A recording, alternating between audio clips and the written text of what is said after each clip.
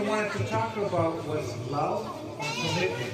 Ang sunod niyan, sasabihin is tungkol sa pagmamahal at commitment sa pamilya at mga What is commitment? ano ang commitment? Ano ang You're gonna be there when it's not easy.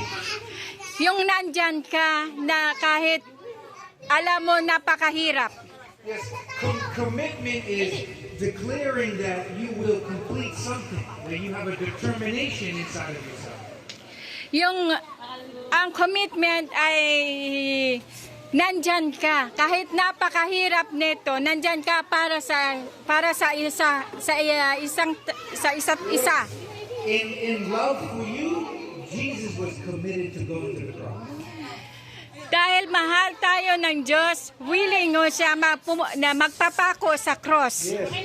He endured all of the difficulty of it.